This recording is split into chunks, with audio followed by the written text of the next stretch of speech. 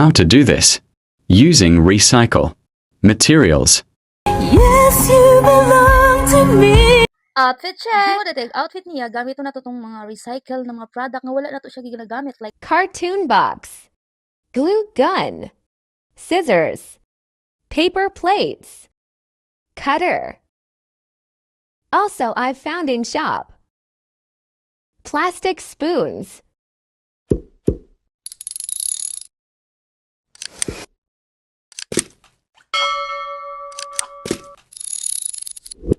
cartons, paper plate, plastic spoons nga using na to ang glue is stick glue. Syempre kailangan sa nato gunting aron magputol-putol ani. Syempre excited na kay na siya mosuot sa iyang outfit nga hinimo sad namo ug nitawag na siya himo. Ug labi na nag-hire sad mi nga mohimo aning langgam nga ulo lang atong makit-an walay lawas kay ang lawas tao ra na siya. Ug na siya nag-create mi og cartons gamit na siya. O kailangan nato sweet moments nga buo na siya. Cheers unsa na siya gugma.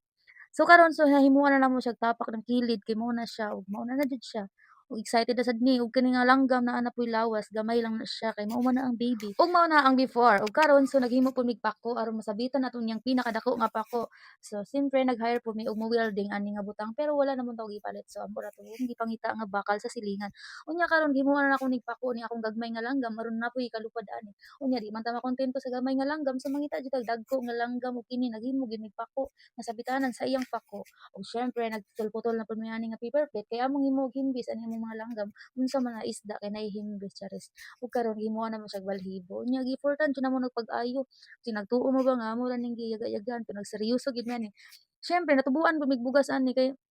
nangadlawon gud mi aning style ano unya karon nag-focus na mi ani among langgam ug mao niyang after o diba ready na siya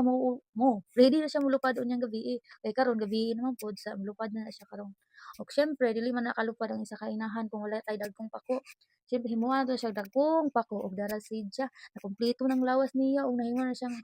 abat ining gabi una ug karon kung gusto ka mulupad himuhan ta kag pako nga color puti para di ka maalaan waknit nga ito so himuhan lang tay kag puti ug syempre nahuman na namo na ka nga butang ug pwede na siya mulupad ug wala pa namo na nakabit ang kilid amo lang na siyang gistyle ug karon na plaster naman na siya ug syempre tudluan ako na siya kung unsay buhaton na niya